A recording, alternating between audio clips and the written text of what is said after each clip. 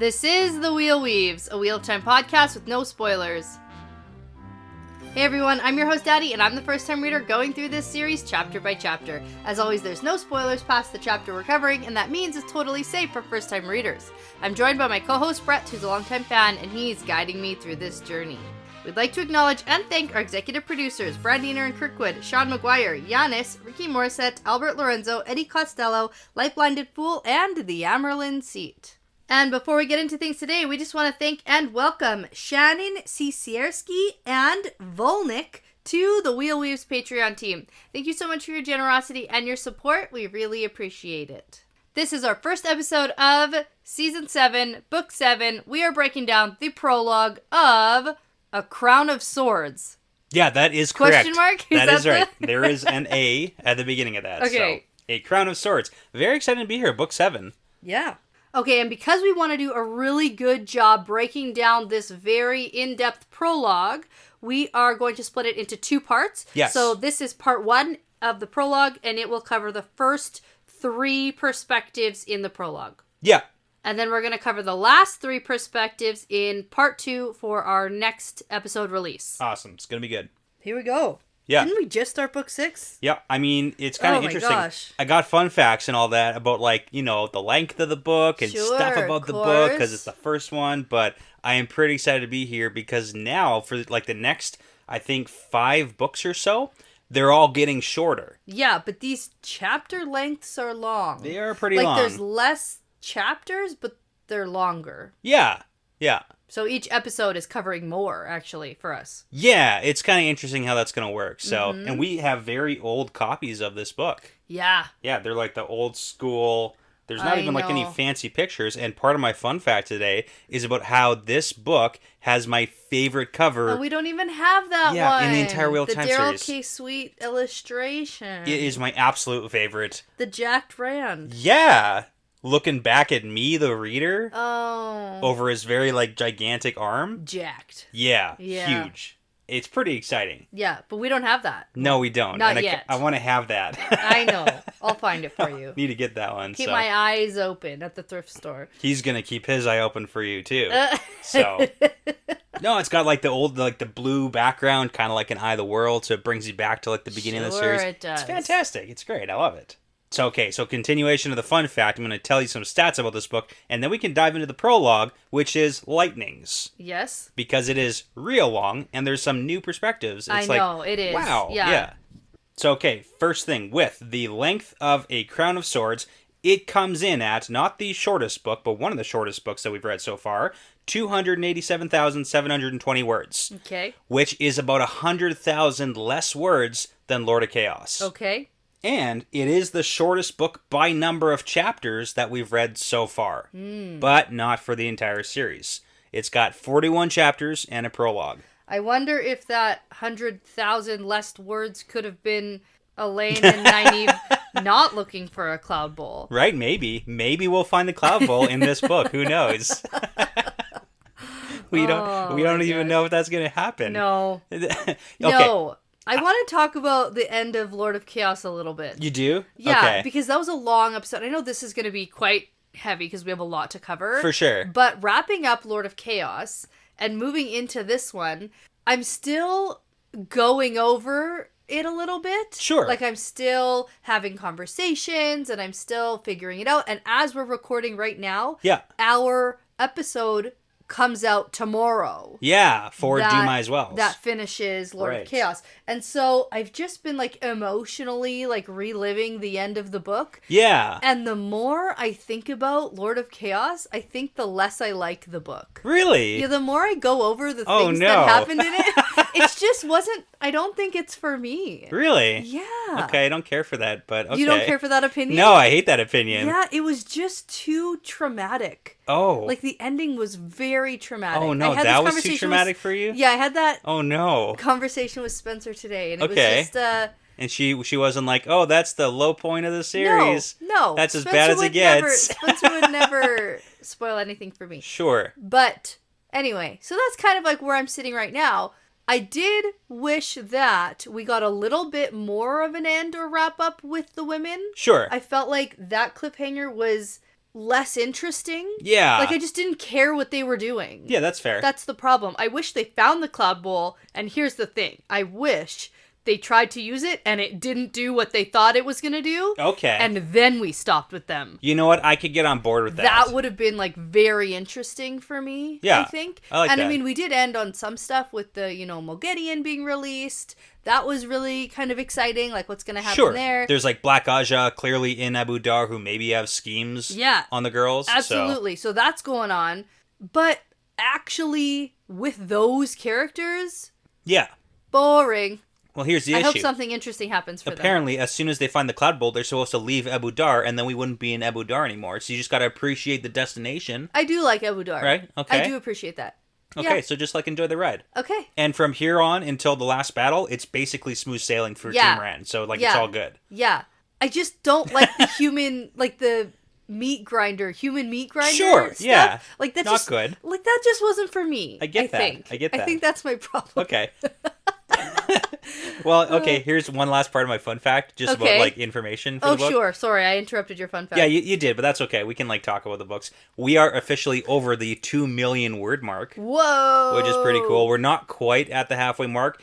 After this book, we're pretty much exactly at the halfway through the 4.4 million word series. Okay. So, like, right around the end of this book. So, whoa. Wow. There we go. Okay, here we go. Yeah, and now we're jumping into Crown of Swords, but we did record a Book 6 recap of Lord of Chaos as a bonus episode that, by the time this episode airs, will be available on our Patreon page for those to listen to if you're interested in that. Yeah, we talked for about an hour. That was a fun discussion. Just about Lord of Chaos, and we just sat down and chatted about all the things I was feeling and thinking at the time. But now let's do it. Yeah, let's go. So last time we were here, it was Lord of Chaos. Yeah. It was the end of Lord of Chaos, and it was kind of crazy. Yeah, it was. Absolutely. That's all I got. It was a rush to an end. It was a rush to an end. Yeah. If you forget what happened at the end of Lord of Chaos... Go read that chapter. I mean, like, we just talked for... Yeah. We don't need to recap almost that. 10 minutes. It's a new book. Let's just start fresh. Yeah. Okay. Although it's kind of important. I mean, it is, but we're going to get to re-see that right away. Yeah, we'll talk about it as we read through. How about that? Here's a thing that I actually have for homework for you going forward. I'm going to give you some homework. For me? Yeah. Is it more memorizing of Aes Sedai names? No, it's not. So so everybody knows, A Crown of Swords has a very robust glossary. Oh. So what I'm going to do is give you some things that you can read through in the glossary specifically because it gives a lot of clarifying information on some cultures and systems. Okay. It gives like a lot of really good information. And I didn't want to just do like glossary definition after glossary definition because it's literally a couple of pages that you could read through. But you're going to get homework. Oh, that's okay. I like that homework. So yeah, that's good. Okay. All right.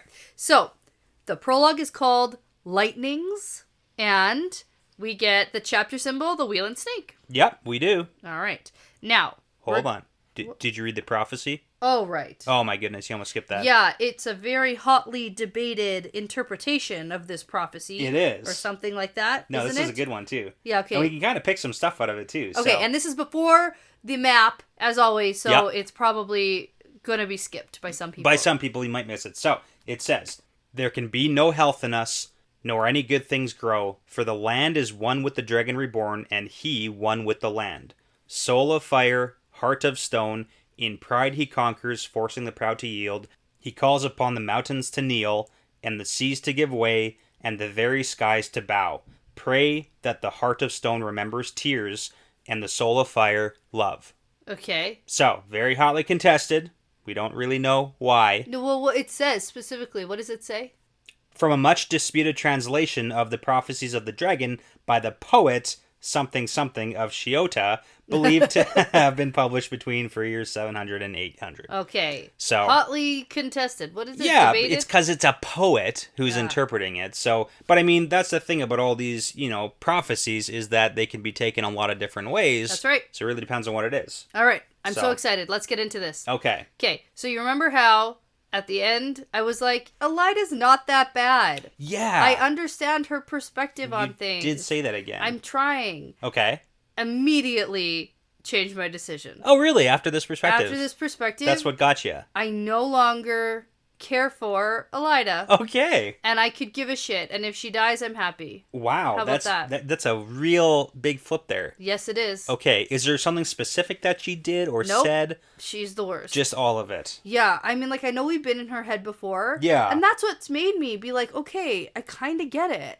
But the arrogance here, the power has just gone to her head. Sure. She is awful. Yeah, she's definitely gone off the handle a little bit. She is awful. Like, I feel like she's worse now than she was before. I mean, she was, like, touched by Pat Fane, right? So she's got that taintedness of Fane. I don't really care. Yeah, okay. Yeah. Okay, that's fair. You know, I get that.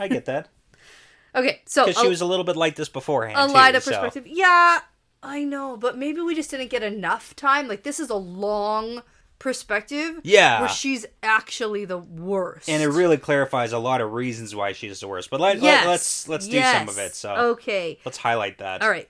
So Elida is like super high up in the White Tower. She's very, very near the top. Yeah. And she's looking out at the countryside and everything. She can see super far because the White Tower is so super awesome. And then we get this time frame because the Feast of Lights is over now. Yeah. And it should be winter right now, but it's still summer. Yeah, so we get a time frame, and that's really important. Yeah. Just to line up things for when she receives this letter about Rand, and now the fact that Rand is probably actually out and rescued by the time that we see her right now, so it's just kind of interesting. Yeah, because she has no idea. She doesn't know. She has no idea. She thinks things are going... She thinks things are going swimmingly. They're not anymore. Yeah, because she did get a letter that arrived from Kyrian 12 days ago. Yes, and it arrived from Kyrian, so that would be when the Aes Sedai probably were still there. We don't exactly know when they sent the letter to her, so we don't know, like, the exact day. Mm-hmm. But I gotta assume, like, it's pretty close to, like... I like to imagine that is the day that Rand is escaping. Yeah. Just to, like, that would be cool.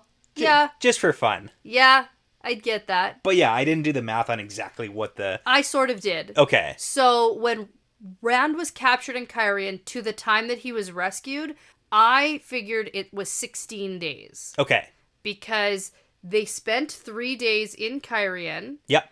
It took 6 days for Perrin to leave. Yep. From when he was captured. 10 days of traveling. And then 10 days of traveling. Okay, that makes sense. 16 days until that happened. Awesome. And so if she got this letter 12 days ago, that means it was sent. Yeah. Like, how long did the letter take to get to her? Exactly. I don't know. Was it, like, by pigeon or by rider? Or... Yeah, exactly. I would assume, like, pigeon, so how fast does the pigeon fly? I have no idea. But that's... So it's probably... That's why I like to imagine... Pretty close. Same day. I like to imagine that, too. It'd just be so funny. Yes. But let's talk about the first reason why Elida is terrible. Oh, because of the palace that's being constructed? Oh, yeah, because we kind of got that hint because a couple of times. Because if kings and queens could have palaces, then why shouldn't the Amyrlin seat? Yeah. You know what the worst part about this palace is? Because we've heard of her wanting to build a palace for a while now. That she tried to get the Ogiers to build it, and they said no? They did. They said, shove it up your butt, Elida. We're not doing that for you. And then she's like, it's going to be like 10... Taller than the tower. Yeah, by like just a little bit with a big like spire or whatever, just for like, what?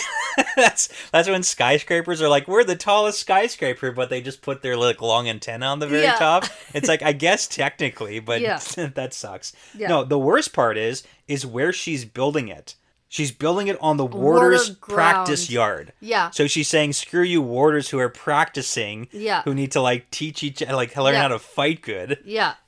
And that's where my palace is going. Yeah. Well, she doesn't care about She doesn't care. But it's so terrible and so funny. Yeah. In a horrible, horrible way. Awful. Okay, first reason why she's bad. Okay, she also thinks to herself the orders would be issued today. Yeah. And we don't quite know what that means yet. No, we don't. Not yet. And she thinks about how she has a super weird fancy clock and, like, pictures and stuff all around. Yep. And then... We got that clock before, too. Yeah, she wants to return to the good old days of Aes Sedai greatness. Yes, when people were... afraid of Aes Sedai, and nobody even sat on the throne unless it was by the Aes Sedai telling them so. And I mean, like, maybe that happened. Yeah, maybe. Yeah. It seems like a distorted... Yeah, view of, like, the past. Yes. But totally, that's, like, 100% thing that people do in real life, too. It's like, the good old days may have been good for some people. But not so great. Yeah, so, okay. All right. And so now this message that she got 12 days ago was from Galena. Yep. And it says, the ring has been placed in the bull's nose. I expect a pleasant journey to market. Yeah, super, super secretive message. And this exactly tells us that capturing Rand was plan A. Yep. All along. It went according to plan, and nobody suspects that was plan A. Or that he's even gone. Oh, that he's gone. That he's gone. Which makes sense for the time frame of them leaving. Like, nobody thought he was gone. The capturing went well. And you know what? It did. It did go. It did go well for them. It went perfectly. It went according to plan. Great. Yeah. So. All right.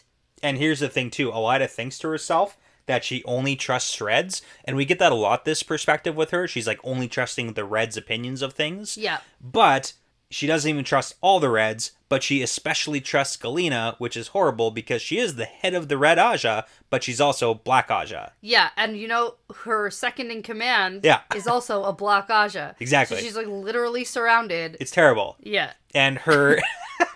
jumping ahead, but we'll talk about Alviarin when we get there. So. I know. Okay. I know. Okay.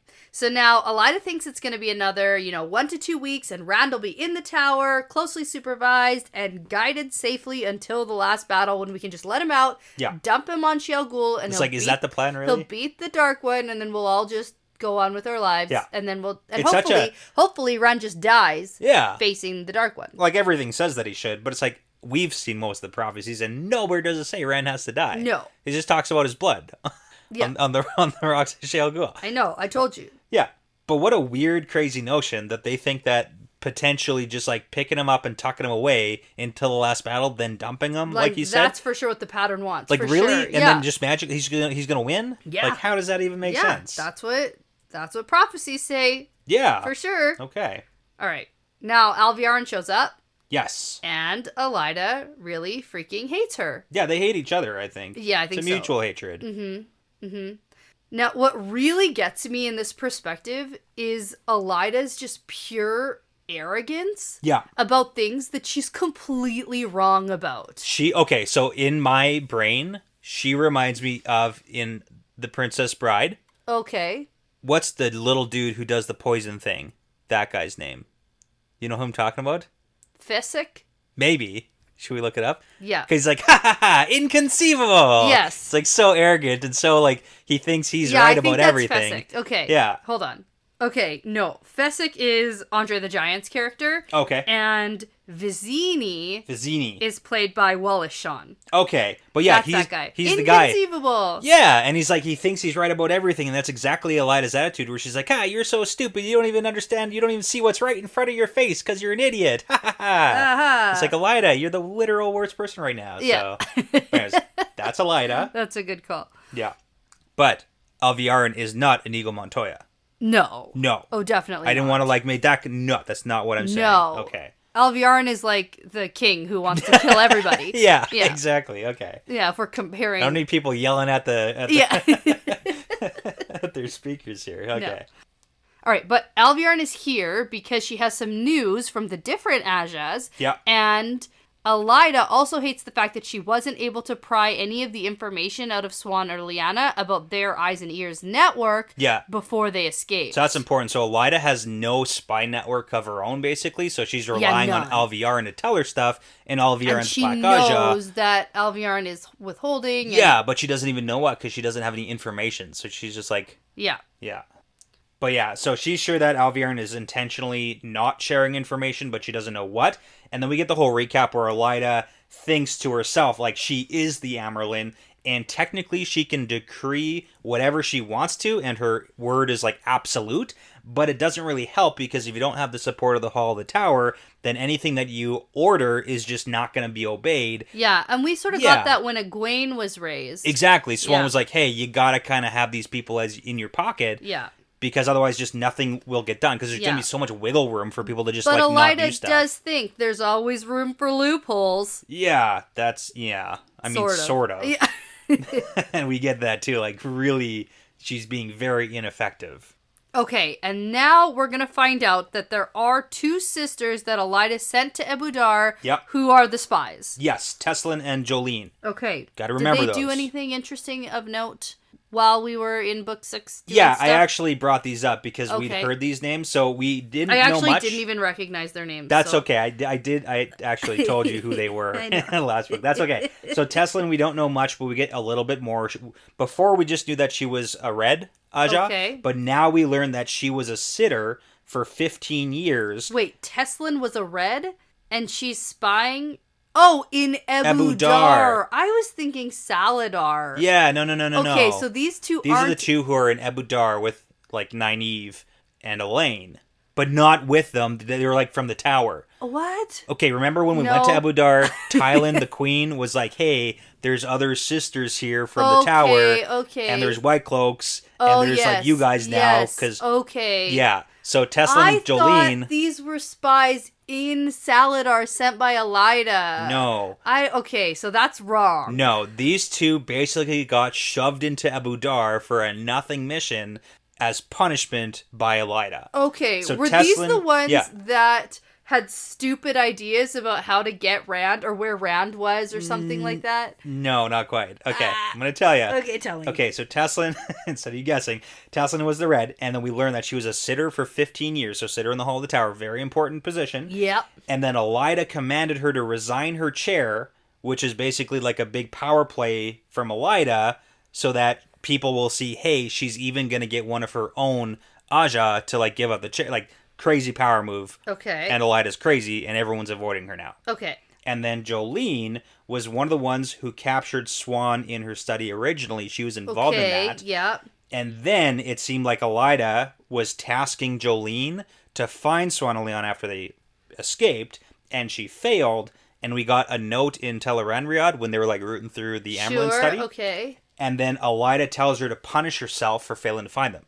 We kind of had a laugh about, like, oh, she has to make her own punishment. Right. And if it's not good enough, then it's like, I'm going to triple it. Right. And then she got a note and she did her own punishment. Yeah. And now we learned that she's held her chair for a few weeks, and she was selected by the Greens to show they weren't afraid of Elida.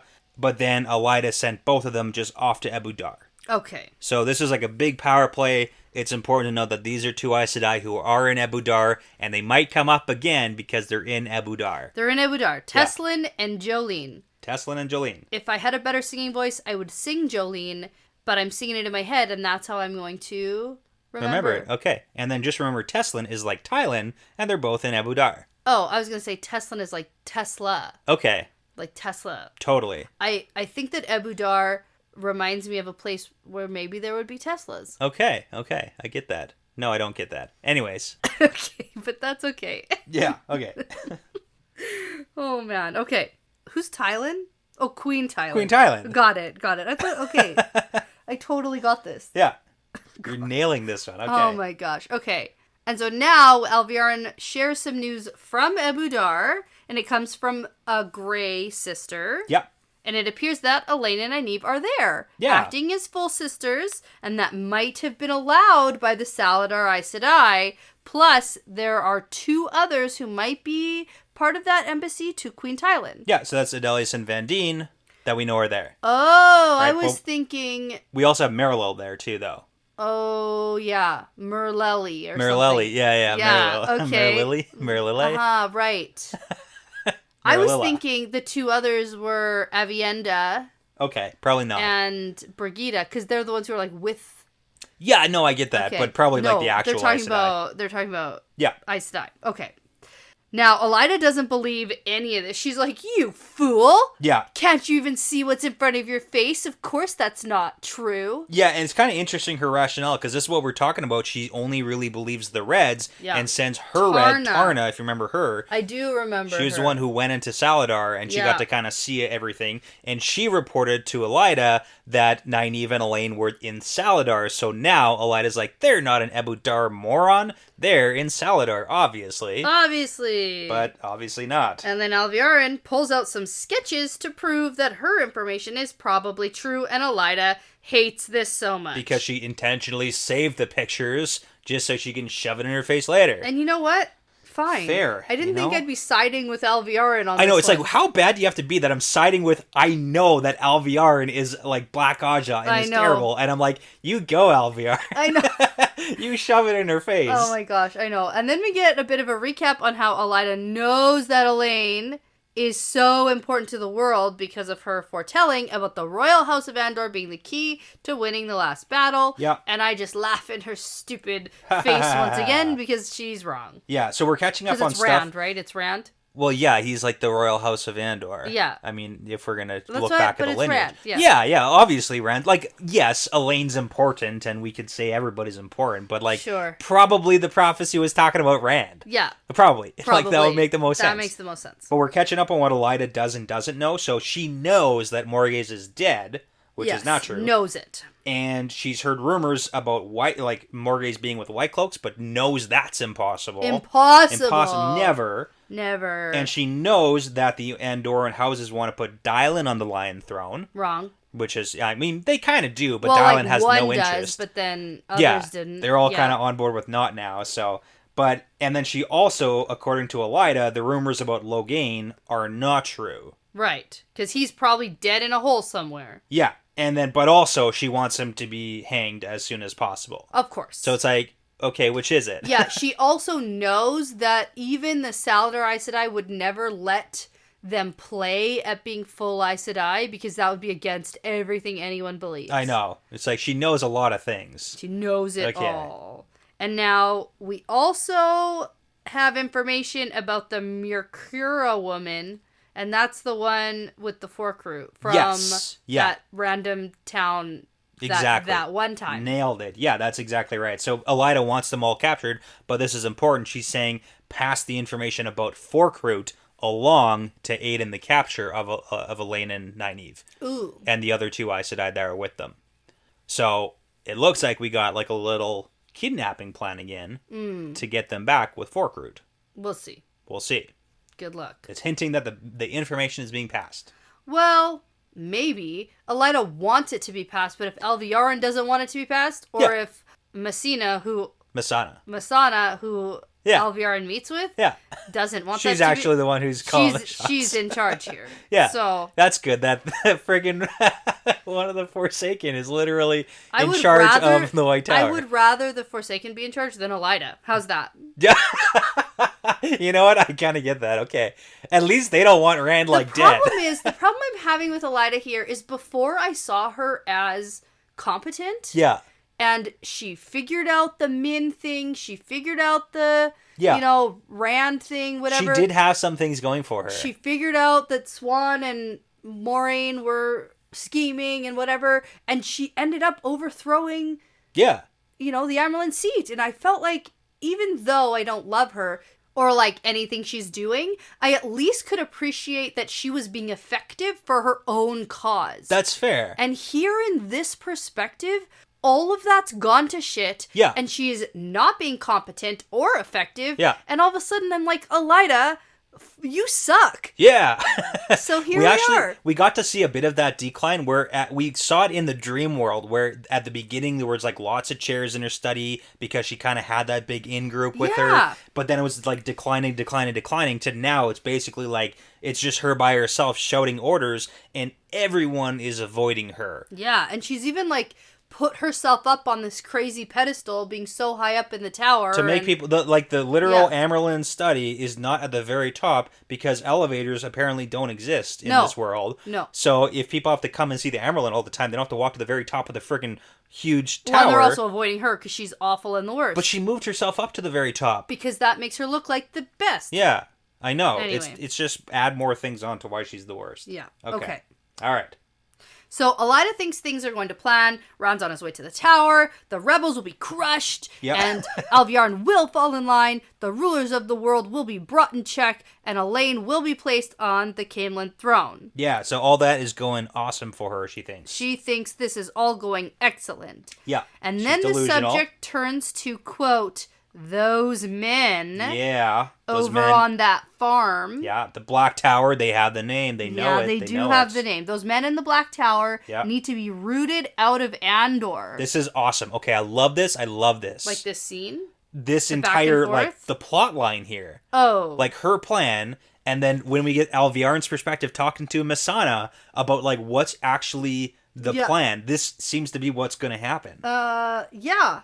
Like, Masana said, yeah, write up these orders. Yeah. So not great for the Aes Sedai. No, but it's like, okay, I'm excited for this. Now, here's the thing. I don't hate all Aes Sedai. No, I don't either. But, you know, when you see... I mean, like, the institution isn't a good one. Yeah, it should and kinda, they need, like, an overhaul. And I think maybe that's what Egwene's gonna bring. Okay, fair. Yeah. Okay. Maybe.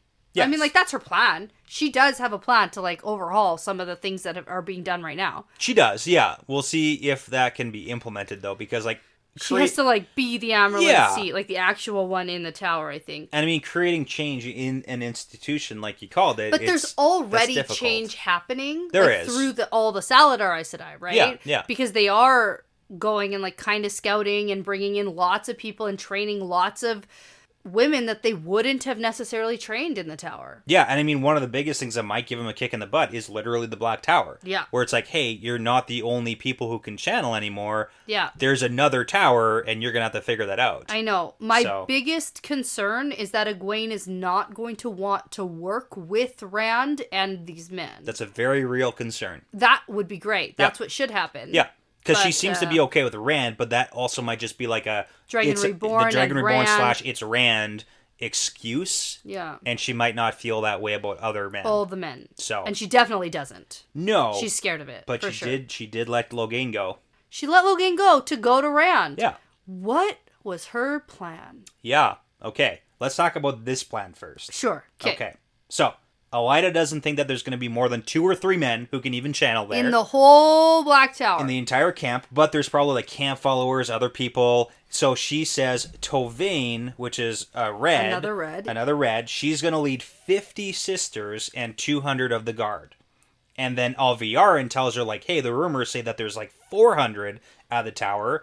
And Mazrim Taim is there, but Elaida shuts it down. She's like, no way, no way, no how. The 400 are like rabble. They're like, whatever. Maybe people who have straggled, like, staggered in. Well, and that's because there have only been 6 male channelers that they have found in the last 10 years. Yep. And wow. Okay. The only job of the Red Aja that I can see is literally to roam the countrysides. Yeah. Find men who can channel, root them out. Well, here's the thing. And gentle them. 6 in 10 years. So it's kind of the whole Red Aja. Yeah. It's kind of the exact same thing as the recruiting. They only find the ones who are causing a scene. They only find the women who are like either showing up to the White Tower and it's like, hey, I can channel, or it's the ones who are like, causing a scene for whatever reason. Their nobility, right? Yeah. Maybe they are actually channeling now. Yeah. Right?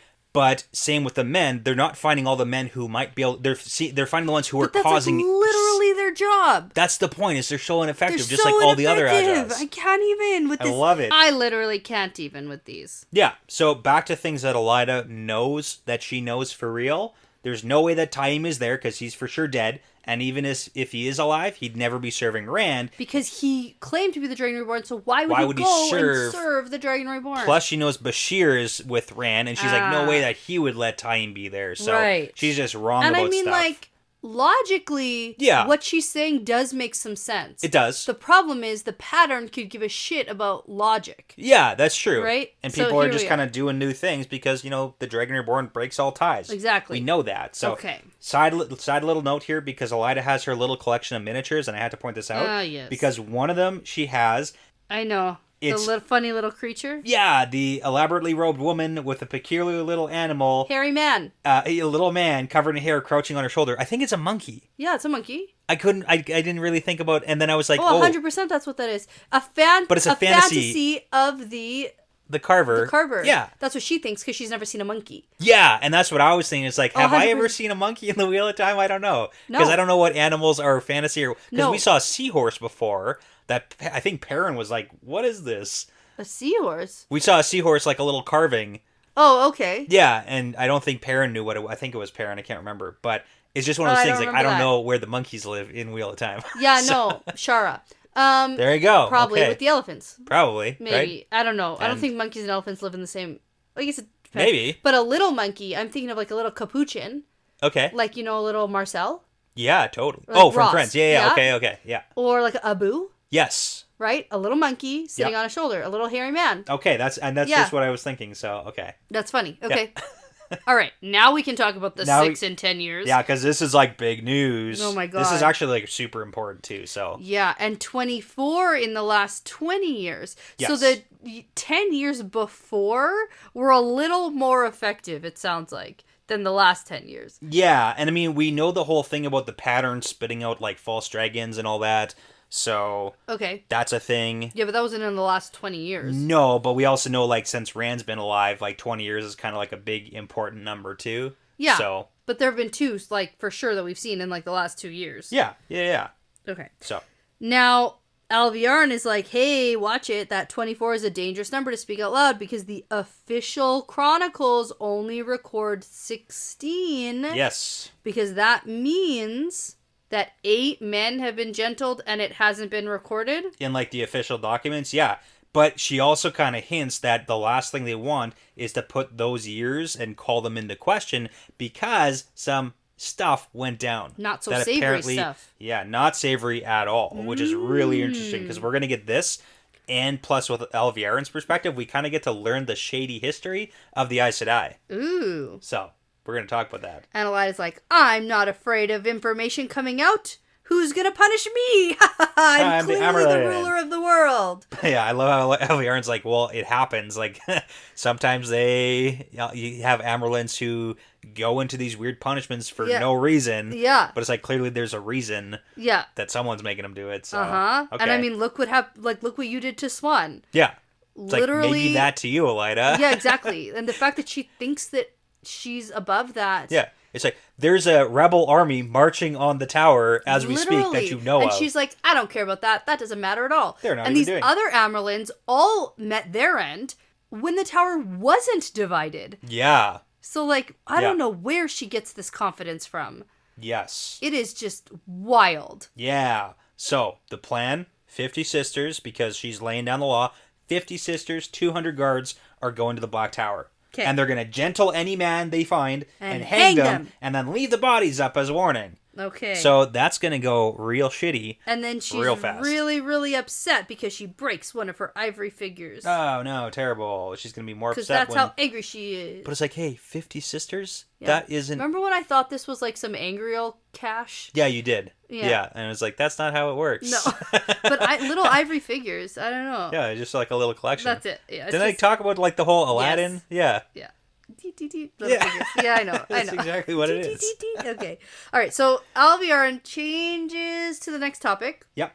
And we can talk about this march on the Black Tower later when we get to the Masana For sure. stuff.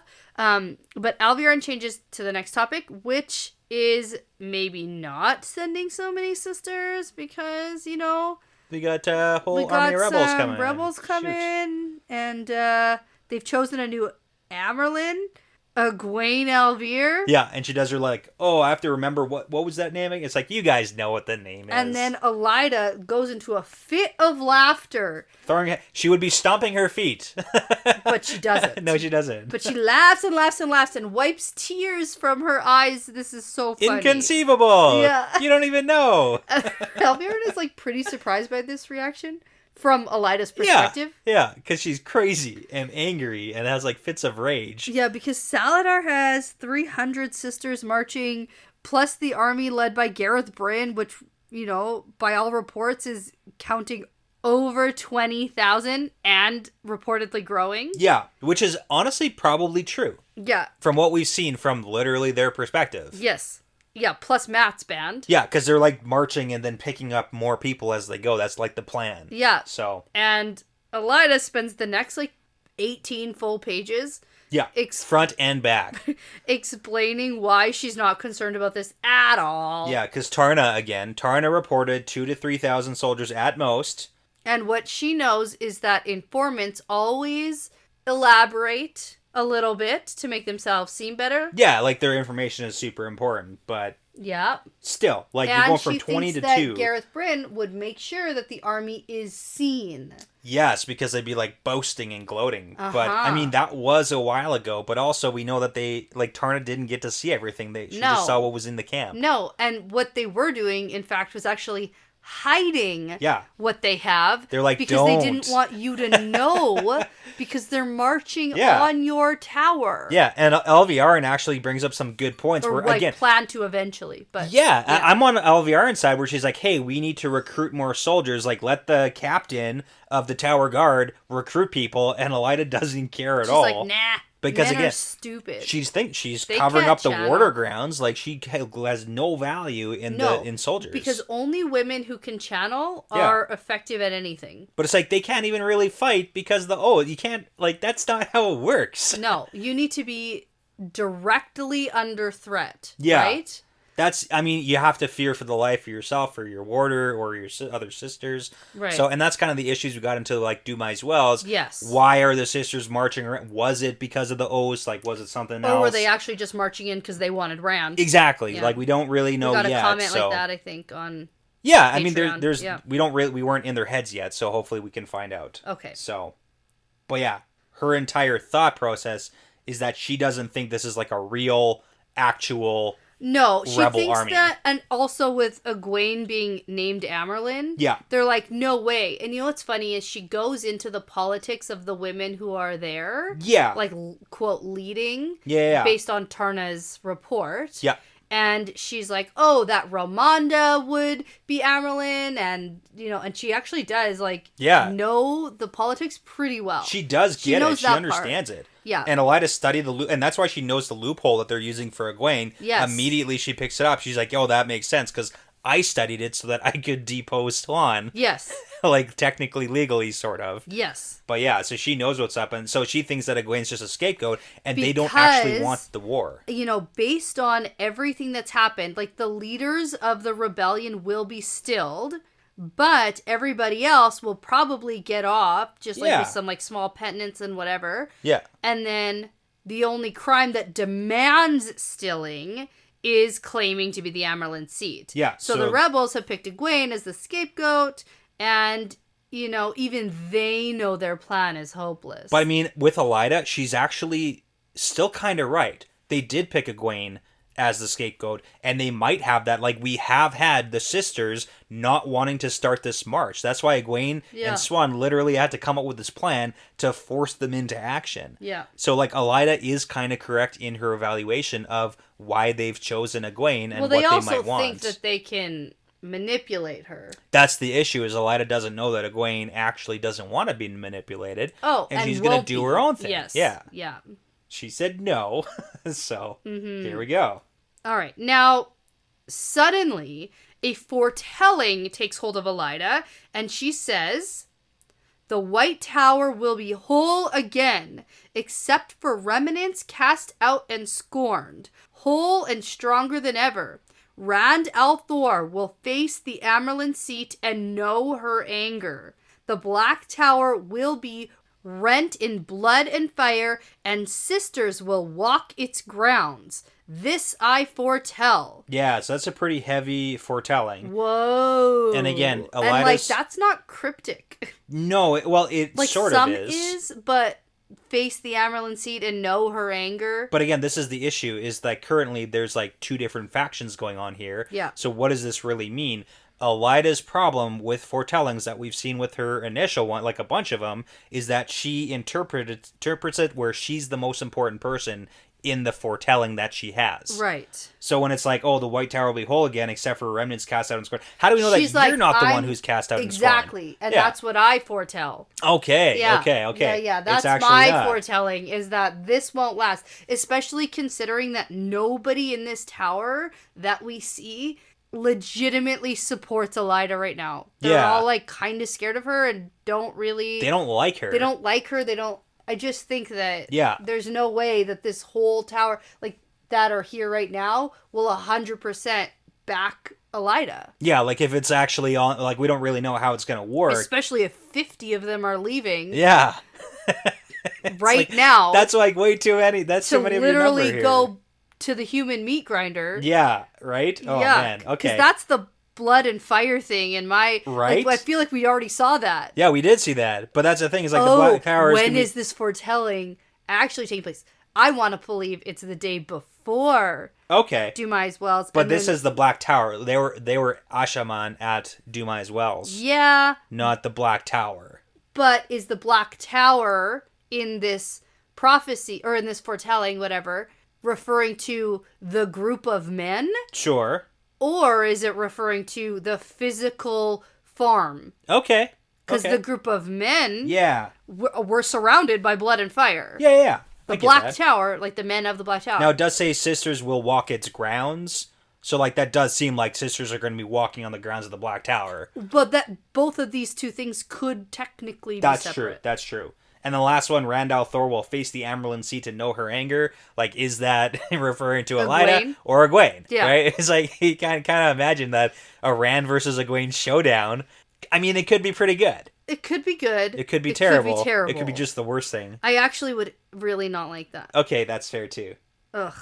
But yeah. Also, if we're going to the Black Tower grounds and there's going to be blood and fire, it's like, are we just going to have another freaking... Yeah. Pink mist situation? Possibly. Because, God. Hate that pink mist. Okay. Oh my God. So, it's kind of funny, but I'm pretty sure, if my memory serves me, and it probably doesn't, but the first time I read this foretelling of Elaida, I do a double take thinking, is this real? Like, is she just bullshitting right now? I honestly had a similar thought. Yeah, or is she just making this shit up as she goes? But it does seem like it's actually a foretelling. Because it is from Elaida's perspective. If this was from Alviarin's perspective, sure, I would be way more skeptical. Yeah. But we get Elaida being like, oh shit, this is embarrassing. Yeah. I didn't want anyone to see when this happens. Yeah. And she's gasping. It doesn't seem like a thing that gets faked. There's no fake foretellings that are happening here. But it's just, I think the imagery that we imagine with foretelling is maybe a little bit different than how the words come on the page. Perhaps. So. This seemed like, I foretell this. The Elaida Amyrlin seat will win. I foretell battles. You owe me $1,000 and you will pay me. And everyone will love Elaida. Yes, okay. All right. Oh my God. Now Elaida has to enact her plan. Okay. And we get a first part of that. Yeah. The first message is to go to the lady Caroline Damodred. Oh my gosh. Do you know who that is? Yeah. Yeah. Caroline Damodred, duh. Okay. In Cairhien. Yeah, because that's where Damodreds are. Yeah, that's Moraine's house. Yeah. Right? Probably related. Yeah. But we also got last book, Chapter 17, Lord of Chaos. House Ryotin and Damodred are the ones who are gathering their strength closer to the spine of the world because of the whole, they're rebelling against Rand. Oh, okay. So, yeah, the Damodreds are involved in that kind of Cairhien and rebellion thing. Okay. So, now, to end this Elaida perspective... Oh my God, this is only the first one. Yep. We're still talking about the first perspective of this prologue. Yep. Whoa! Yep. Okay. To end this perspective, she thinks how the Chronicles will probably have to at least mention the Dragon Reborn, but her name is going to be the most important as the most powerful woman in the history of the world. Yeah. The woman who saved mankind. She has a Pedro Nile complex. Wait. The woman who saved humankind, because really, if there were no men, Elaida would be happy. That's true too. Okay.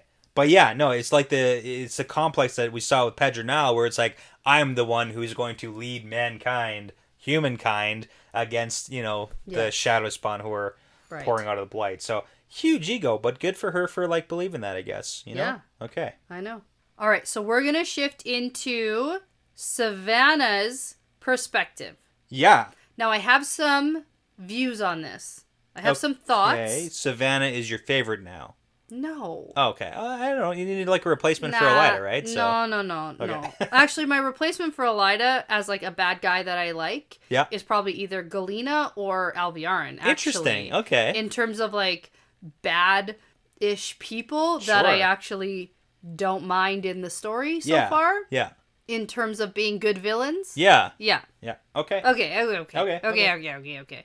So now Savannah is standing with the Aiel and the Wise Ones waiting for a signal. And now when I initially read this, of course, naturally, I assume that she's not part of the battle. Yeah. This is after the battle, and she's been hanging back somewhere. Watching what's happening. Or not watching, she's waiting for a signal about, like, what's happening in the battle. Okay. She's so far removed that she doesn't even know what's going on, and it's about to be, like, I envisioned this entire scene where, all of the Shido are running back towards her. She's standing there waiting for, like, a one signal. Yeah. And the entire rest of the army that survived is, like, running back at her. Yeah, and she's like, what's going on? Yes. But, like, no, she's, like, on the hill, and she can see everything that's happening. Oh, yeah, and then she goes into it. So, like, of course I'm wrong. But, yeah, that's what I pictured. I in no way ever thought we were going to go so far back in time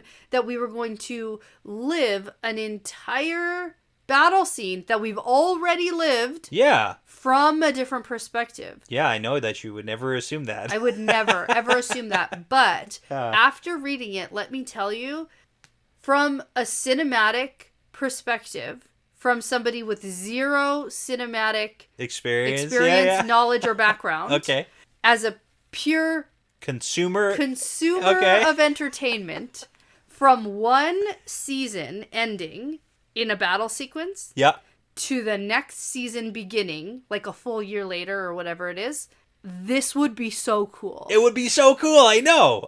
This would be so cool because it's a recap kind of what happened. Yeah. From a different perspective. Now, do I think this could have been cut down a lot shorter? Sure. Yeah. Yeah. Absolutely. But I do appreciate the nuance. It is literally us coming back to a book a year later or whatever, 2 years after the last one was released. And for me, it was like literally less than a week. Yeah. Yeah. But for a lot of people RJ never assumed people were going to reread books before they were released. Like that was, Did he never get to experience reading a series that the author hadn't finished? I don't know. I have no idea. That is such a classic thing that, like, anyone would do. Yeah, but, like, RJ read, like, a book a week or something, right? Or, like, a book a day. It was something crazy. I did a fun fact on that, but the guy read... So you don't much. You don't reread the... You just read new, so... Yeah. Well, he also clearly had a brain where if he read something, he remembered it forever. Oh, exactly. It just, like, it was in there now. Nobody else... He has that. Very rare percentage of the population has that. That you can consume and actually, like, and understand. And just retain forever. Yeah. Yeah. But okay. Okay. But yeah, very cinematic, very cool, and loving getting to go back, because this is a scene that on the TV, you could... On the TV? On the television. Tell us more, Grandpa. When I put the VHS in... Okay. Yeah. Be kind, please rewind. Yeah. Oh my god. Oh my. Okay, anyways. You're really aging. Yeah. Back in the day when I had my Blockbuster, I used to work at Blockbuster way back. Anyways, not the time for this. So, okay. I knew they were going out of business. I knew you on knew Tuesdays that. When nobody comes in to rent movies and I'm working for like 5 hours. I know. Okay. Okay. My point is, you can do it really cool on a different medium because you can have the two perspectives of the same scene flip-flop, flip-flop. You could have, like, Savannah included in the Do My Wells chapter very easily because it's all cinematic. It could have been, yeah. Right? But it's a book, so give me one perspective or two at a time. As a way to start this book, I appreciated it more. Yeah. I don't think I would have got as much out of Savannah's perspective if it was like at the same time. At the same time. Yeah, or like the next chapter. Yeah. Yeah. Because, even though it kind of is, but it isn't. Because we got Rand's perspective, and we also got Perrin? Yeah, we got Perrin. In the battle? Yeah. We got Gawain at the very beginning to start it. Yeah, Gawain to start it. Is that it? Yeah. Okay. Yeah. All right, so let's get into this then. So Savannah is standing with the Aiel and the Wise Ones, waiting for their signal. Most of her thoughts now are how the Aiel have a bunch of, like, outdated and stale traditions, and that's why she wants the Wise Ones to go fighting with the crew. She wants a bunch of change because we get her entire thought process is how she wants to, like, switch it up a little bit. Mm-hmm. She doesn't like all she wants to take people as servants. She doesn't want, like, guy Shine, who only she wants servants, she wants the jewels, she wants the palace, like she wants all that stuff. Yeah, she stole a bunch of jewels from a bunch of nobles. She did, right? And it's like Aiel, the wise ones, they have, jewelry and stuff. They deck themselves out a little bit, but not to the extent that Savannah does. No, and they get those from merchants and peddlers. Yeah. Right? Or mostly peddlers. That's who come into the waste, right? Yeah. But they buy them. They don't just or they get their fifth from wherever, but it's not just robbing people blind. So, yeah. Well, Savannah's also the worst. Yeah, and Savannah's never been a maiden, we learn here too. Nope, clearly. She's never done anything except for seduce her first husband. Seriously, what was her job even? Marrying people who... She literally talks about how she learned at a young age that the best way to get power was to marry a dude who has power already. Yeah. And it's like, don't talk to me about, whoops, a couple of them died. That's not my fault. Yeah. That's their fault. And it's not her fault. She didn't murder any of them, but... No, and I mean, convincing Couladin to go against Rand, probably not the best decision that, And I mean, was that really made? Savannah, or was that more Asmodean? Couladin also was the worst. Yeah, he was also the worst. He literally was the worst, and he met a just end. Yes. Off screen. Off screen. Off page. Yeah. Okay, so now eventually the Aiel leaders of the warrior Aiel societies, or Shido societies, right?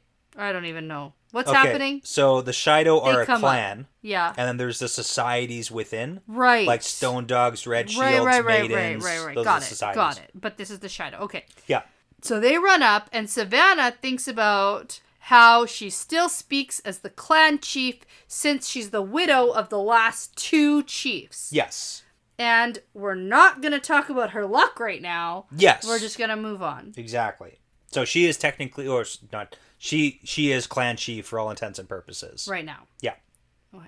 We get her thoughts about wanting to marry the Kara Karn to become the Kara Queen. She's going to rule everybody. There's going to be a new way of naming clan septs. This is really big. So clan chiefs and sept chiefs. Okay, so I'll explain this one real quick. So she wants to redo how the Aiel do things. She wants to get all those old traditions out. She wants to do away with Ruidian.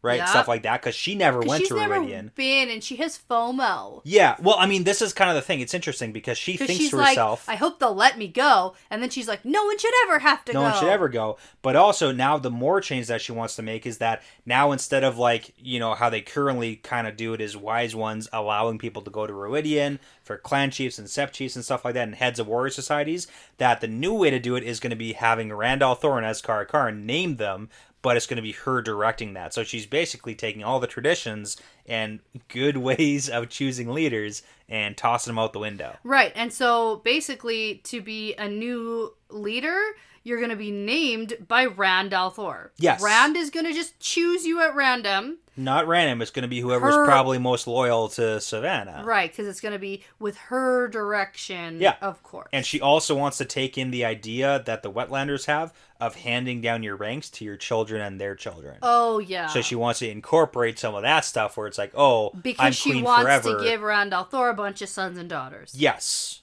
Okay. And she wants her kids to basically rule forever. Forever. So, okay. Here we go.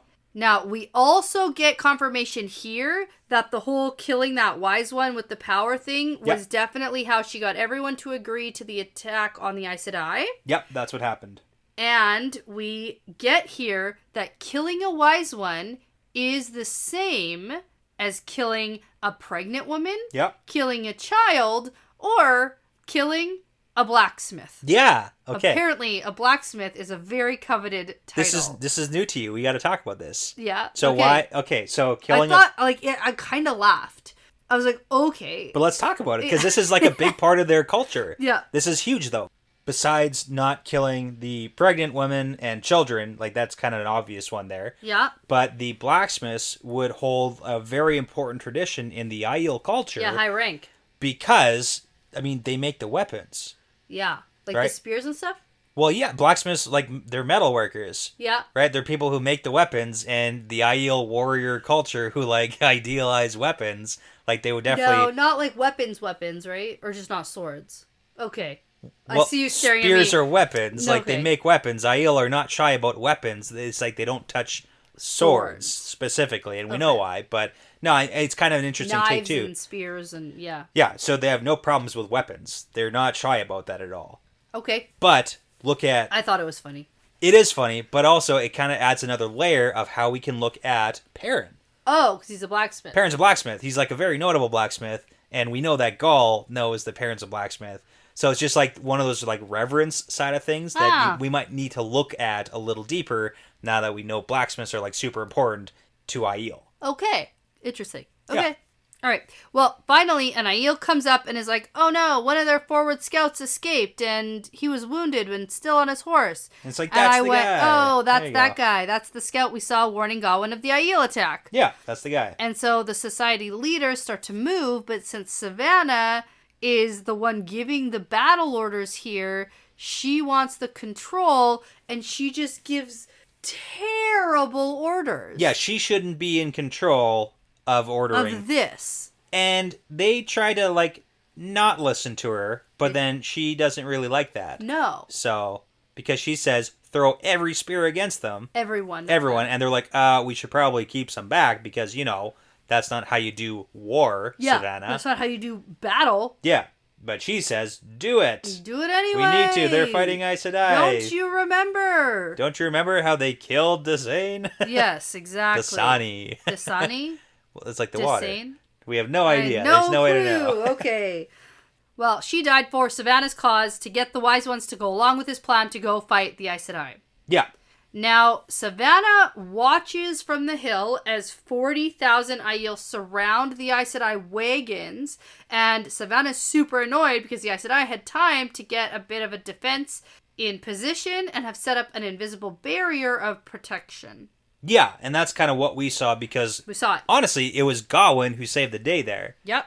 So, well, and Galena being like, okay, fine, we'll be cautious. But I mean, Galena wouldn't have done anything if it wasn't for Gawain sticking his neck out on the line. I know. I really got, like, there's a lot we don't like Gawain for, but we gotta give it to the guy. Although, to be fair here, honestly, I would rather Rand have been captured by the Shido. Really? I would rather have the Shido killed all the Aes Sedai. Sure. Who are capturing Rand. Rand go be with the Shido because then his shield would be broken. Okay. And then he could just, like, do his Rand thing and get out of there. Because well, would it? Would it be broken? The shield would be broken if the Aes Sedai died? Yeah. I mean, we don't know for a fact that, like, Wise Ones don't know how to shield.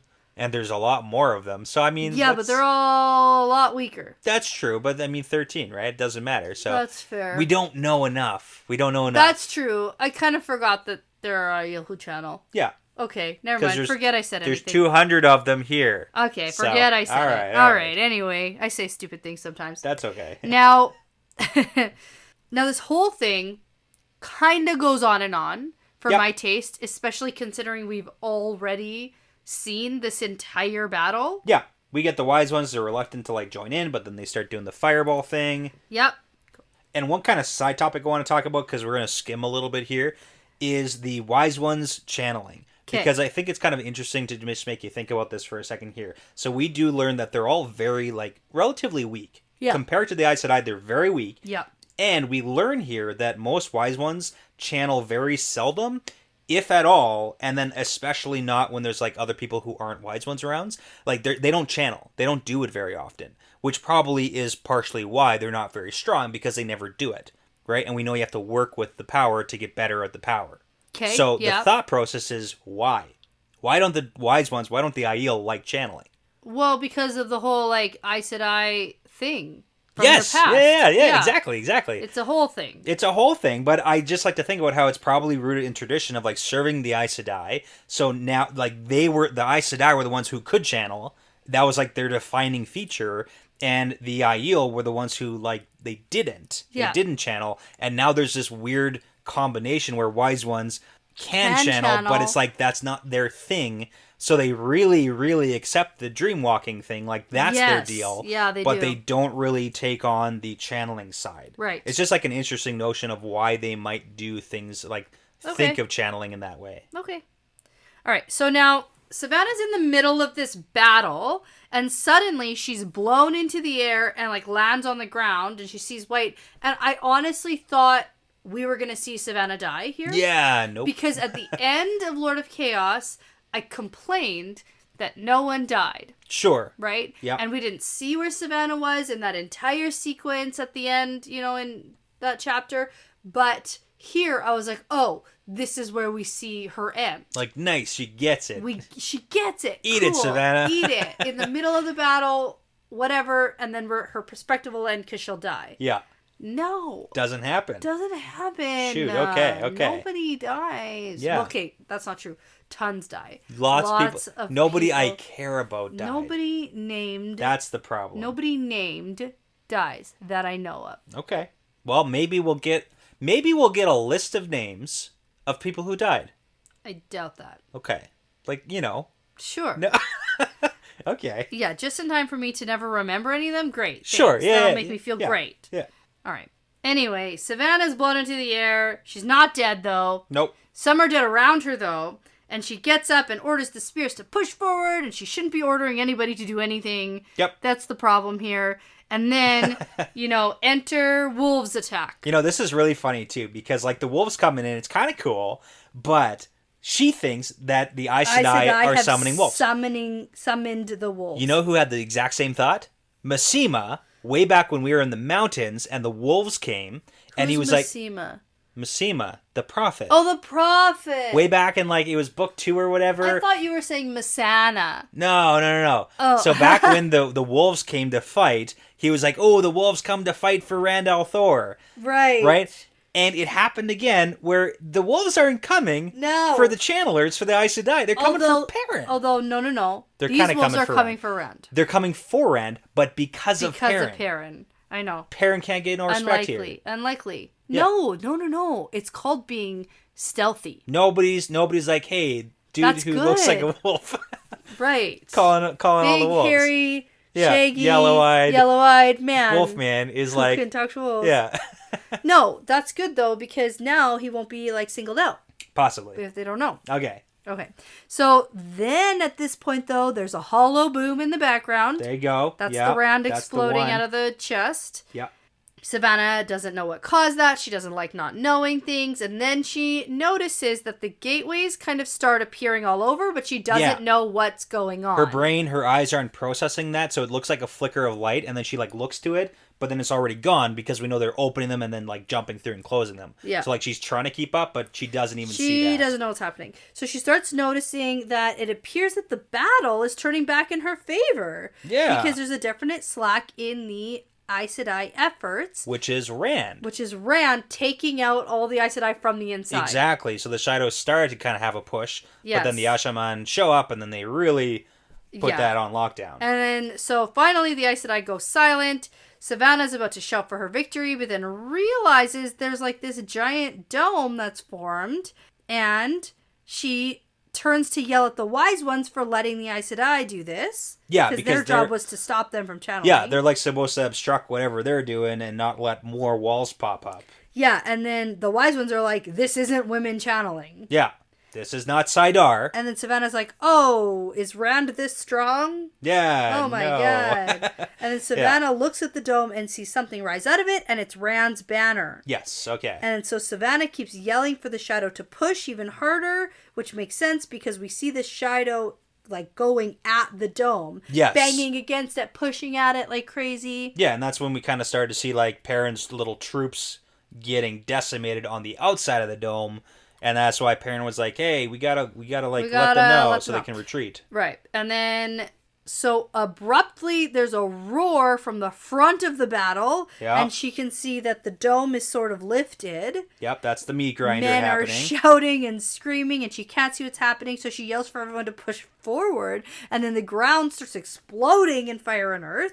Yep. And everyone starts bailing. Yes, now it's time to go, so we got to see that scene. Yeah, Savannah starts swinging her spear at the Aiel who are running away and, like, kills a maiden. Yeah, so number one, she's not even supposed to be holding a spear. Yeah. And she's literally killing the ones who are, like, running past her. Yes. It's... she also killed a wolf. Yeah, she did. Which is bad, too. Yeah. don't do it. I guess. Okay. Yeah. So Savannah keeps screaming that they have to stand and fight. They can still get Rand because that's her only thing that she really wants. Yeah, but it's like they very well cannot get Rand. No. No, this not is at this point. It is much too late for that. No, and then one of the wise ones like, if we stay, we die, or we're going to be chained by Rand, and if you want to stay, you can, but we're out. Yeah, we're done with this, so... And so Savannah stands there for a minute, tosses her spear down, and then feels at her belt pouch for a small carved cube that she thought about throwing out, but clearly didn't. Yeah, this is funny, because this was the giantest fake-out, because last book, in the last chapter there... It seemed like right around... She thinks to herself, she decides to throw away that cube. And we literally laughed about it. It's like, oh, she got that cube. She was going to use it. Yeah. Because she was supposed to use it when she has Rand. And then she decides to throw it away. And it reads like she, at that point, threw it away. Yeah. But she doesn't. Done. Yeah. And now she thinks of using it. Yeah. And but I actually... doesn't necessarily use it. No. She definitely hasn't used it yet. But and she needs it with the help of someone who can channel, exactly. right? Yeah, she needs someone to channel because, like, whoever gave it to her taught her how to do, like, what to do. Whatever. So I kind of went back to see if this was, like, a retcon thing where it's like, oh... What is that? What words did you just say? Like a retcon where RJ wrote it one way and then decided he wanted to keep it in. So, like, last book he wrote, oh, she threw it away. And then this book he was like, I don't want her to throw it away. Okay. So then, like, re-edit the last book. But no, I saw nothing to say that this was, like... rewritten in a different style or a different way. Okay. It looks like it was just she decided to, but didn't, and then she still has it. So yeah, okay, and then she runs away with the Shido. Yeah, and that's it. Yeah, there you go. So okay, goodbye Savannah and the Shido, I guess for now. Yeah. Most of them. Yeah, a bunch didn't make it back with her. A lot did. So we'll hopefully find out some numbers. Okay. Because there's 40,000. Like that was a lot. That is a lot. All right, so now let's jump into Alviarin's perspective. Yeah. Here. Okay. Back in the tower, just left the meeting with Elida, and she heads back down towards her room. And there's a bunch of tension in the tower because everyone is wearing their shawls and eyeing her as she goes by. Some are sort of curtsying, and everyone's super on edge. And you are ignoring her. I'm ignoring Alviarin? Yeah. The only one to ignore her was Danielle, a dreamy brown sister. Danelle. I know. Okay. I can be a dreamy brown sister. Right? That's the opposite of my personality. Yeah. Okay. If anything, you're a dreamy brown. Yeah, I am. Okay. Oh, I just had to point it out. Okay. I know. But Danelle was part of the she takedown. Was the original takedown of Swan. Was. Okay, yes. It's interesting you remember that. I'm surprised, honestly. Yeah. Mm-hmm. At one point, I mixed her up with someone else. You did, thinking that she was someone in the Black Aja in Tenchiko. Right. That's what I thought. Which was very confusing because you're like, oh, she's Black Aja, right? Yeah. And I was like, what? No. Yeah. No. Okay. Missed the mark on that one. No. So Danelle, the dreamy brown, took down Swan. Okay. Helped. All right. Here we are. Now, as Alviarin is heading back to her room, she's thinking about this foretelling and how shocking it was to actually witness one. Yeah, she's actually kind of on edge because of this. She kept her composure quite well, actually. Yeah. But, her brain is kind of going crazy here. Yeah. She was a little bit thrown off by that event. Yeah, and she thinks it's super dangerous because you never know when it will happen or what it will reveal. But she also thinks it's for sure going to come true. Yes. That's what foretellings are. So Yeah. And I mean, she kind of hits Elida's personality on the head here, too, because she thinks that she's intelligent, but she sees what she wants to see, and she'll try to make true what she thinks is true, which is 100% Elida's downfall. Yes. She always thinks everything has to do with, her, and she tries to force her perspective on things. Yes. So. All right. Now, she also thinks it might be necessary to kill her, but she needs permission to do that. She does. From, we find out very soon, Masana. Yeah. Currently. That's her current Forsaken. Her current master. But she's had several. It's kind of cool that we get that. Did you get the description of her room? Did you pick up on that? No. When she gets back there? No. It's still all of Liana's stuff. Oh, it's all Liana stuff. Yeah. Decor from the last inhabitant. Yeah. Right, I do have that, which actually. Which is Liana, so it's all her. Yeah. So. All right. So now, before she gets halfway through the room, though, the room goes dark, and she turns and goes to her knees immediately and says, "Great mistress, I live to serve." And a tall woman wrapped in dark shadows and silver is standing there. So we don't know her identity. Yeah. This is a cloaking for us, I think, as much as it is for Alviarin. Oh, yeah. Because RJ's like, no. Curious. Yeah. We're so curious. And so is Alviarin, and I love it. Alviarin wants to know, and she's trying to figure it out. Okay, so one of the things that RJ loves to do is, like, whatever perspective you're reading, he makes you feel what the character is feeling. Yeah. Right? But it's also true that as a reader, I want to know who Messana is. Yeah, but that's like, he tries to, he like gives you little bits of hints, but not really, and gives you Alviarin's thought process on, like, trying to narrow down who it could be. So. Yeah. But I mean, I love the dramatic entrance too. It's really funny. Yeah. Especially in comparison when she thinks about the other Forsaken. Who showed up as themselves. Yeah, they're just like, yo, I'm here and this is who I am. So listen. And Messana's like, ooh, no, dark and mysterious. Spooky. Okay. So we got some backstory stuff that I'll point out real quick here. Okay. So at the beginning of the relationship with Messana, Alviarin would like leave out important bits of information because Messana basically says, yo, what's up? What's the deal? How'd that conversation go? She says she leaves out unimportant bits of information. Yeah, unimportant. That's what she thinks. Yeah, she would leave out unimportant bits. Okay, so what's happening here, before we jump into what you're going to talk about, is Alviarin starts to share what happened in the Elida meeting with Messana. Yeah. And while Alviarin is telling Messana what happened, that's when we get the backstory. Yes. Because we don't get the whole recap, obviously. Yeah. So the backstory, so she used to leave out unimportant bits. Yes. But Messana always, like, knew when she was doing that, so now she just says every word because you don't want to mess with the Forsaken. That's a bad idea. Yeah. So she thinks that it's pretty clear that Messana eavesdrops on the meetings. Which is kind of interesting that is a thing. Yeah. Messana eavesdropping. Yeah. Because we know that Moraine could, like, listen in. Eavesdrop. And eavesdrop. So is she doing the same thing but with, like, inverted weaves? Or can she, like, invisibility herself? Yeah.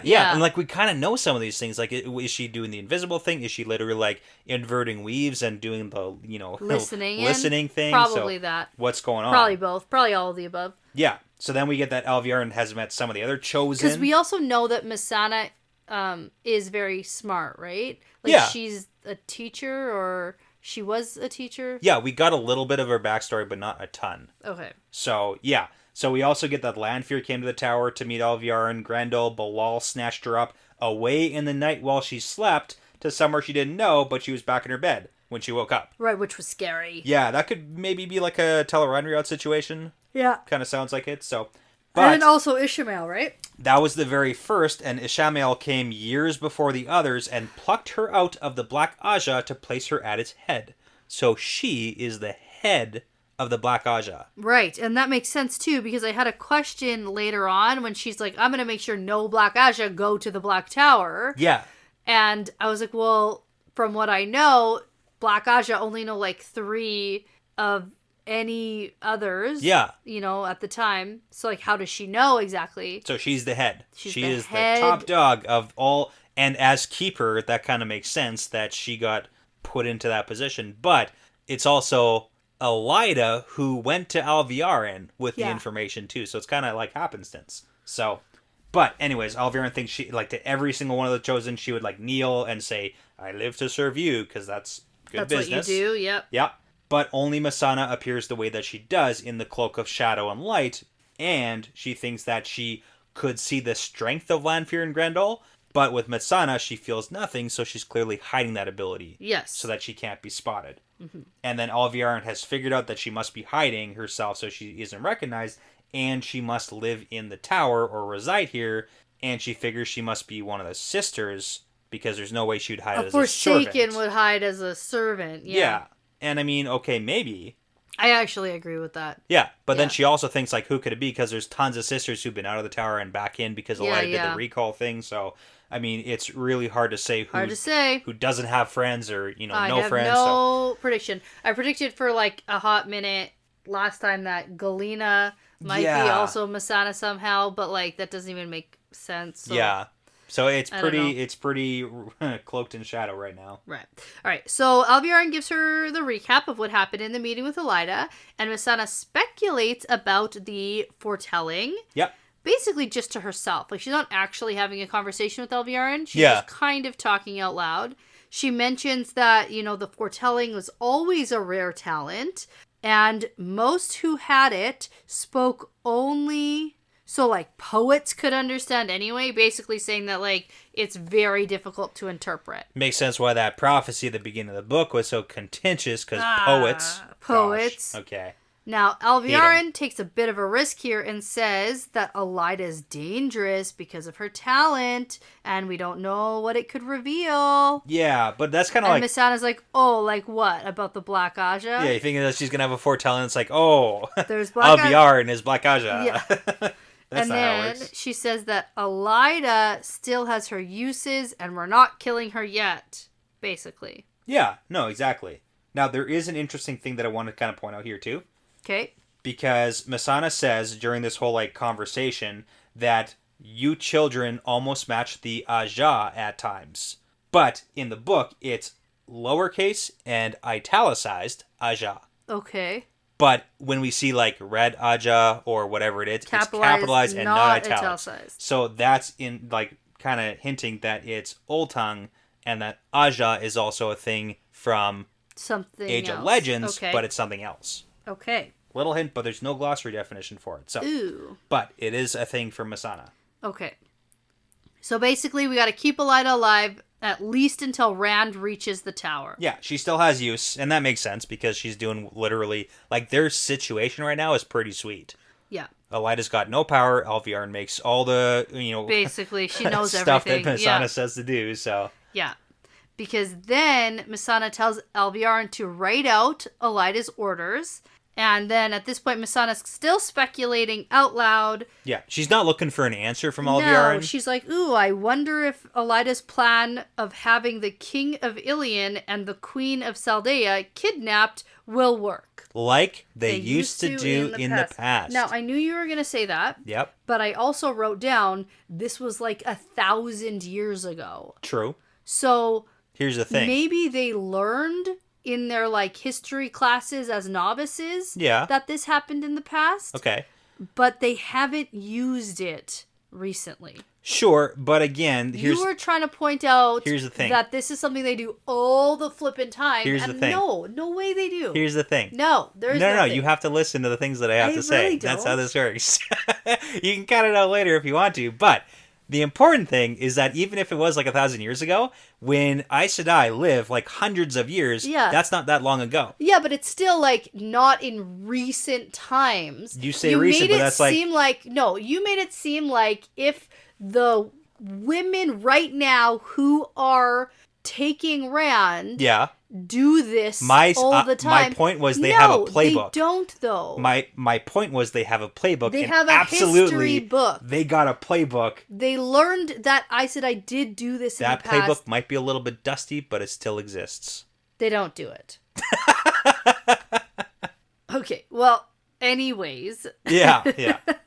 So that conversation is coming to an end, and Alviarin sticks her neck out one more time to ask a little bit of a question. She's risking it, yeah. You know what? She must be, like, pretty high ranking. And I know you said that, but that was with, like, Ishmael, and so, like, who knows where she's kind of fallen through the ranks of all these other Forsaken, right? Sure, yeah. Right? Like how they view her, but... Right. But it seems like if she can ask a question like this, and then get an answer, that there is some rapport here. It's not nothing. Like, replacing her would also probably be, like, a little bit of work. Yeah. So, I mean, she gets a little bit of leeway. Especially considering she's a keeper. Yeah, right? Yeah. Okay. So, she asks, what about the Black Tower and, like, that whole plan? Yes. And then we get some more backstory. Yeah, like, stuck in between this conversation, we learn actually really important information about the history of the Black Aja. So that's kind of cool. So, we know that Alviarin was approached by Ishmael a long time before the other Forsaken, because we know that Ishmael was kind of like out first. Right? Yeah. Or has been out in the world. Or always out, yeah. Or always out, or however that actually works. Right. But Alviarin rose to power because Ishmael killed her predecessor Jarna Malari, who was the previous head of the Black Aja. Okay. So Ishamael literally killed her after he learned what she had started, but didn't end for another 2 years after the death of another Amyrlin seat named Sieran. Okay. Now, there's a bunch of stuff we can't talk about right now because of New Spring. Oh, okay.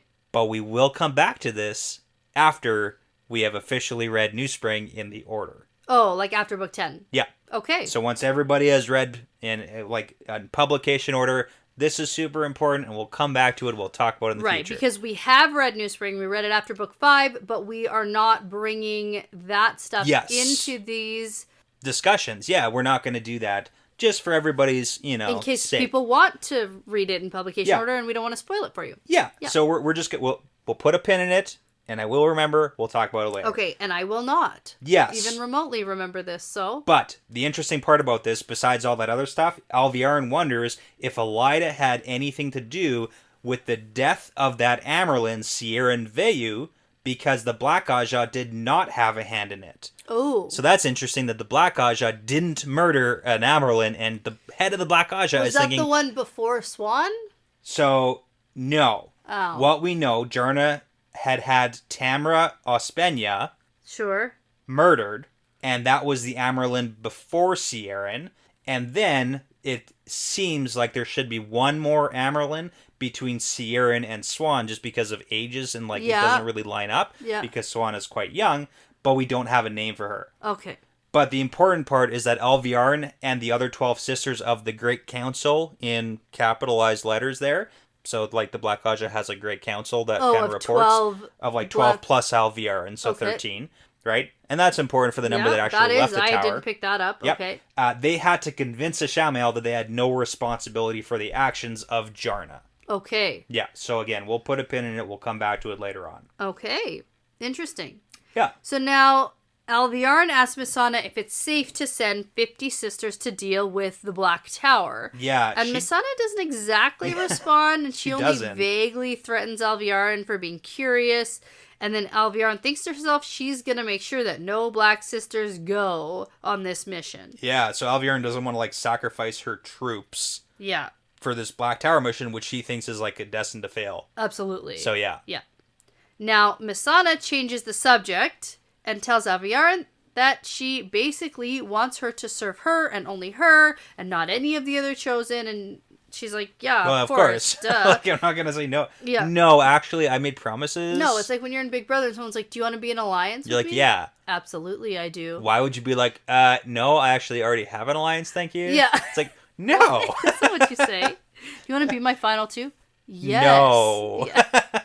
That sounds terrible. Yeah, exactly. Okay. So then Missana's like, okay, good. So I'll teach you then, but remember that me teaching you doesn't mean that you can go and teach others, because if you pass this information on or use it without my direct orders, then I'll kill you. I'll kill you real good. Kill you dead. Yeah.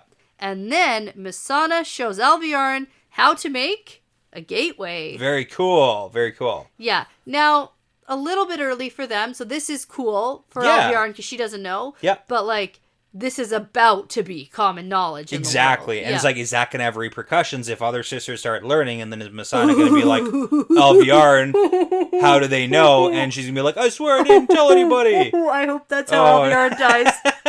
I hope that's it. Oh, man. Wouldn't that be a kicker? That would be so fun. Yeah. That'd be so funny.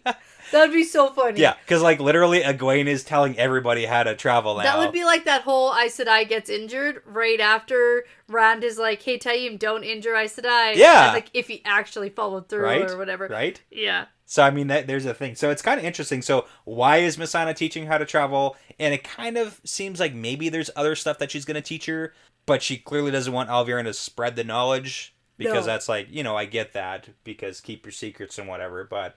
No, it's an interesting scene to really dive into Black Aja and Forsaken. We haven't heard anything about Missana before. Not really. No, we never really saw her. We heard about her. And where she is and whatever, but yeah, she's kind of cool. Yeah, she is literally running the White Tower. Yeah, I dig it. 100%. Yeah, I dig it. I'm okay with it. I like her. So the real question is, how do we root out all these Black Aja? Right. Like, even assuming that, Egwene can whatever, I guess, like, take over. Let's call it that. That's true. That's the problem, We still have a bunch of... But she does have Swan on her side, who is already in the process of, like, hunting Black Aja and not trusting anybody. True, but, like, her plan was send Egwene after the Black Aja. No, it was a bad plan. That's true. So, like, how do we do that? And then, like, Masana, if she is actually, like, posing as a sister or whatever, right. How does that actually work? So right, and then how's this all going to affect, like, Egwene? Yeah. If they already know that she's the new Amyrlin for the other tower and whatever. Okay. Yeah. All right. We've made a decision. Yep. We're going to wrap up here. Yeah, we are. And halfway through. Is going to be a part 2 of the prologue because we want to be able to do it justice. It's getting quite late, and the next part's very interesting, and I want to talk about it in detail, so I actually remember it. Yes. Yeah, there's definitely good stuff, so, okay. So, unfortunately, that means I don't get to read chapter 1 yet. No, not yet. I don't get to read tonight after recording, but we are going to record the second half of the prologue in our next recording session for our next episode release. Yeah. So you have that to look forward to. Yeah.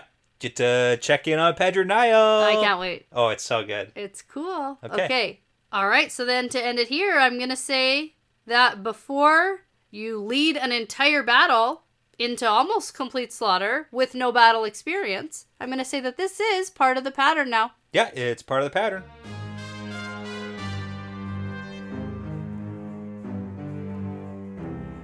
Thanks so much for listening, everyone. The Wheel Weaves is hosted by Danny and Brett, edited by Danny, produced by Danny and Brett, with Essen, Passion Socks, Mozyme, Moltude, Benjamin, Michelle O'Brien, Jamie Young, Cody Fouts, Megan Smiley, Jonathan Reese, Vince Lewick, and Margaret, with music by Audionautics. If you are interested in supporting us and the podcast and also getting some really cool exclusive merch and access to early episodes and bonus episodes, you can check out our Patreon at patreon.com/thewheelweavespodcast. For general information about our show and us, like how to send us shot glasses, how to join our Discord, how to get in touch with us, things like that, for all things The Wheel Weaves, you can go to thewheelweavespodcast.com. Please be sure to give us that 5-star review because it really does make a huge difference. And tell a friend about us because referrals really are the best compliment. Thanks again for listening because this really is part of the pattern now.